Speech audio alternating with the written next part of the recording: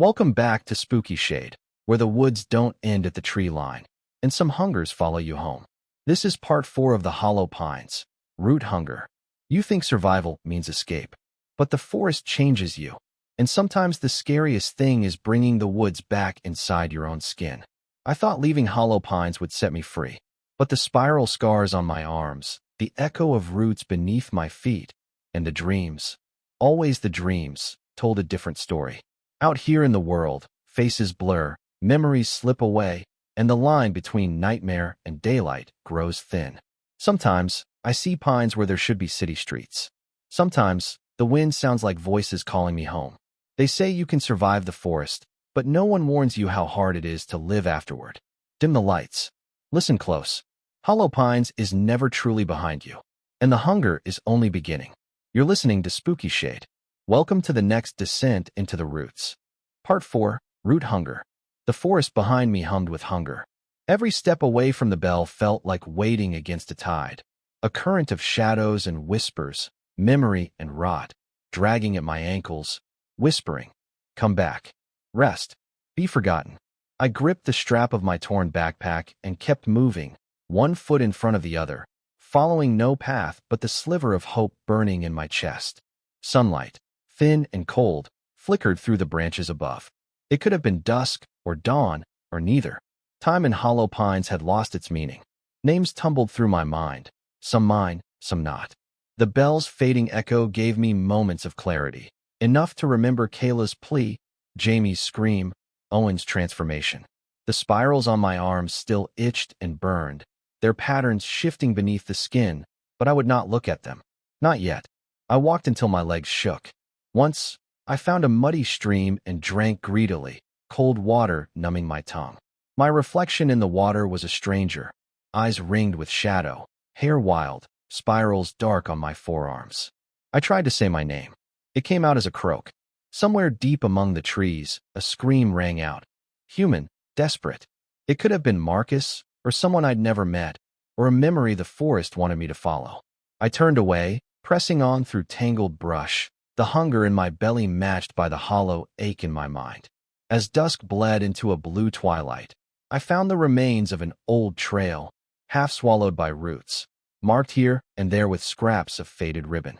I followed it with new determination, willing myself to recall the shape of roads and fences, the sound of tires on gravel, anything not claimed by the pines. But with every step, the forest pressed closer. The wind moaned through the branches, spirals of fog twined around my boots. Sometimes, out of the corner of my eye, I saw figures drifting among the trunks, faces I almost knew, hands beckoning, eyes black and empty. I stumbled.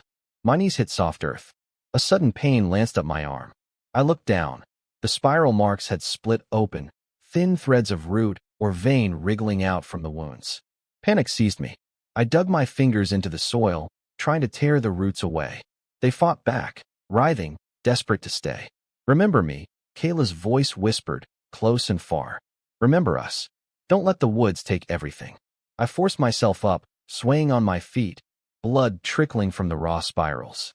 I pressed on, repeating my name, my story, anything I could cling to. And then, at the edge of sight, I saw it. A break in the trees, a faint golden glow. I staggered toward it, hope and terror warring in my chest. The trees thinned. The air changed. Suddenly I was standing at the edge of the forest, looking down a long, rutted road that wound away toward the lights of distant houses. Behind me, Hollow Pines murmured in 1,000 voices, hungry, grieving, remembering. I looked back, not daring to blink, afraid that if I did, the trees would close behind me forever. For a long moment, I just stood there, balanced on the threshold. Then, with the last of my strength, I stepped out into the night. The road was cold beneath my bare feet. The world beyond the forest felt impossibly empty, silent, and bright. But I was not free. Not yet. Because as I walked, I felt the spirals burn beneath my skin, and I knew. Hollow Pines was still inside me. And what it remembered, it would never let go. I don't remember how long I walked after leaving the woods. The road felt endless, stretching through the dusk, gravel biting my feet, the world impossibly wide and bright compared to the green-black prison I'd fled. I followed the flicker of headlights and porch lights, drawn by memory and instinct, until my legs gave out at the edge of a small town. Someone must have found me there, shivering and caked with mud, because the next thing I remember is waking in a hospital bed under fluorescent lights, the world humming with the unnatural calm of antiseptics and machines. A nurse, her voice gentle, but her eyes wary, asked my name. For a moment, panic clawed up my throat. The name hovered on the tip of my tongue, slippery, fighting to vanish. I forced it out, syllable by syllable. She wrote it down, but the way she glanced at my arms, bandaged, itching, hiding the spirals I knew were still there, told me she didn't believe my story. There were police, later, and doctors. They asked about hollow pines, about the others. I tried to explain, but my words fell apart. How do you tell them the woods eat memory? That roots crawl under your skin, that you see faces in dreams that never belonged to you? I told them about Kayla, Jamie, Owen, Marcus. Missing persons, they said. Hysteria, they whispered. They let me go, eventually. There were forms to sign, questions to answer. When they handed me a mirror, my reflection seemed hollow, my eyes ringed with shadows, my hair a tangled mess, the spiral scars on my arms pulsing faintly beneath the gauze. I left the hospital with a stack of pamphlets, counseling services, trauma hotlines, support groups. None of them said what to do when your memories are not your own. The first night in my own bed, I couldn't sleep. My apartment felt wrong, too open, too silent. I lay awake, tracing the patterns under my bandages, listening to the wind in the trees outside the window. Sometimes, just before dawn, I would see movement in the shadows, a flicker of root or branch, a shape with no face, a memory trying to crawl home.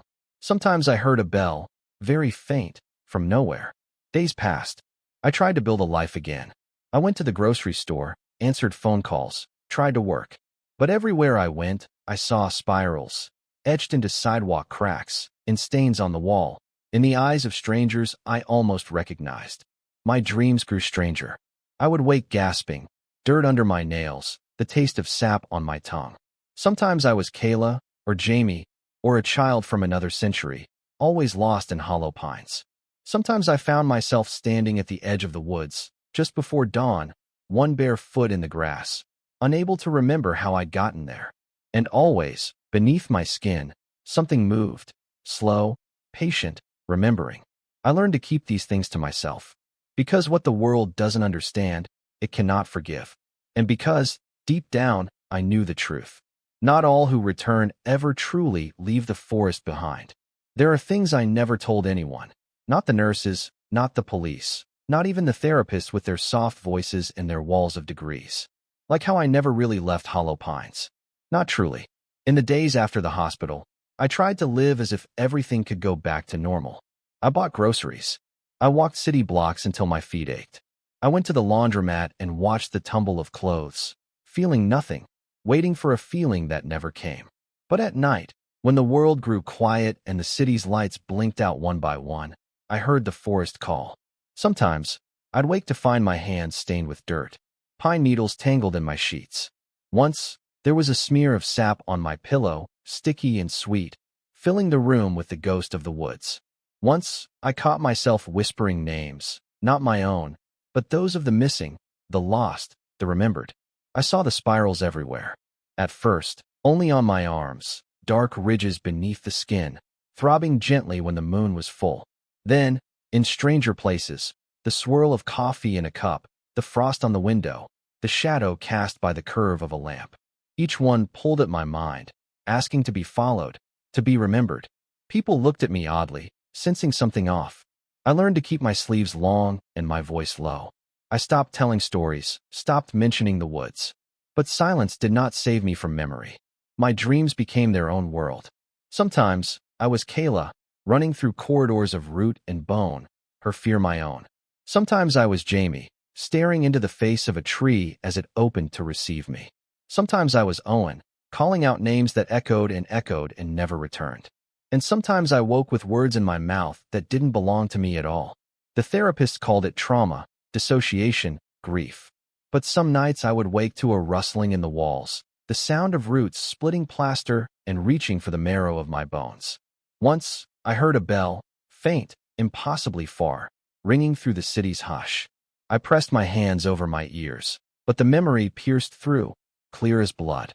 The world outside went on, uncaring. People hurried past on the sidewalk, unaware of the forest living under my skin. But I carried hollow pines with me, root and shadow, hunger and memory. One morning, I found a note on my kitchen table. The paper was damp, the ink running in spirals. Remember, it read, or you will become only another whisper. My hands shook as I folded it away. That day, as the sun set behind the city's towers, I walked to the park at the edge of town, where the pines stood in silent ranks, branches knitting together to block the last light. I stood at the tree lean, heart pounding, arms aching with the urge to go home. The wind through the needles sounded like voices calling. My feet itched to step forward, to vanish once more. But I turned away. I made myself walk back to the world of traffic and glass, the world of the living.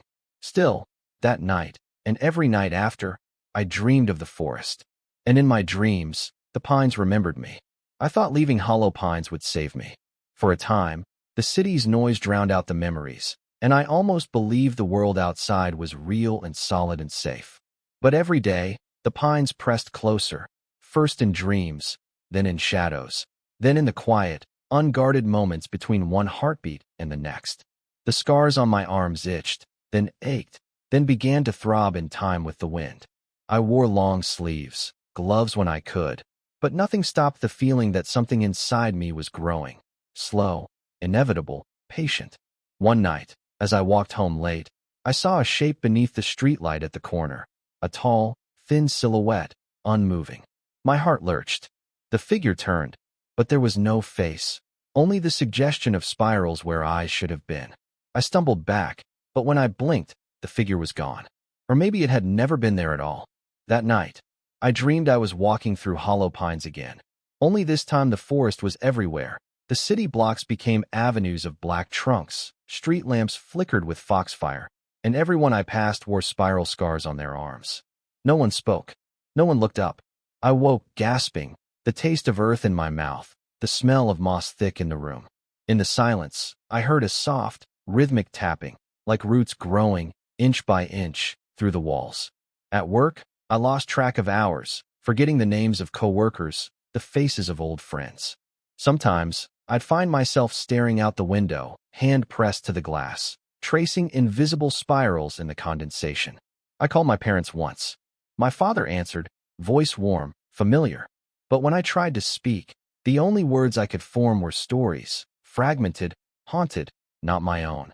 He grew quiet. We hung up. I couldn't remember what we'd said. Some days, the urge to return to the forest was unbearable. I'd stand at the edge of the park, staring into the gloom, feeling the weight of all the memories hollow pines had claimed. Sometimes I thought I saw Jamie or Kayla, just out of sight, their eyes distant and dark. Sometimes, at night, I'd wake to find myself standing at the door, keys in hand, ready to leave. I fought the call as long as I could, but the spiral hunger gnawed at me. The bell's echo faded. Each day, more of who I was slipped away, replaced by the whispering chorus that lived inside me. One evening, as twilight settled over the city, I found a pine needle on my pillow. Just one, sharp and green, smelling of rain and secrets. I lay down, heart pounding, and let the darkness take me. Outside, the wind rose, carrying the voices of the pines. They whispered the names of the lost, and I heard my own name among them. I closed my eyes, and the last thing I remembered was the forest, waiting, always waiting. I don't know when the last thread snapped. Maybe it was the night I found the pine needle on my pillow, or the morning I woke up with dirt under my nails and the taste of sap on my tongue. Maybe it was long before that, back in the clearing with Kayla and Jamie, or even the first time I ever heard the name Hollow Pines. In the end, it didn't matter. The city faded around me, the world outside shrinking to a series of blurry windows and pale lights. I drifted through the days like a ghost, forgetting what I was supposed to do, who I was supposed to be. I couldn't remember the color of my own eyes. People asked if I was all right. I smiled and told them I was just tired, just distracted, just lost in thought. But every night, the dreams grew longer, sharper. The woods waited on the other side of sleep, pines black and endless, whispering their promises. Sometimes I walked the old paths, the spirals on my arms glowing with each step. Sometimes I was one of the lost, roots curling around my ankles, memory bleeding out of me, becoming the forests to keep. And sometimes I stood at the edge of hollow pines, staring into the dark, knowing I would not resist the call much longer. One evening, as rain beat against the glass, I let myself drift. I let the hunger fill me, the longing to rest, to forget, to be more than just myself. I closed my eyes and felt the forest's embrace, soft moss, cool air, the heartbeat of roots beneath the earth. I heard my name spoken, then lost, then replaced by 100 others. In that moment, there was no more fear, no pain, no longing, no memory. Only the quiet song of the pines, the slow turning of seasons, the certainty that I was home at last. Maybe I vanished from the city. Maybe I simply faded. Another name crossed from a ledger somewhere, another file lost in the archives. Maybe someone will remember me, for a while, a friend, a parent, a stranger on the street. But in the heart of hollow pines, the forest remembers. It keeps every story, every name, every hope and fear and sorrow, twisted into its roots, whispered among its leaves, waiting for the next lost soul to wander in. And if you find yourself at the edge of the woods, listening to the wind, and you hear a voice you almost recognize, whispering from the darkness, remember, not all who vanish are truly gone. Some are just waiting, dreaming, beneath the pines.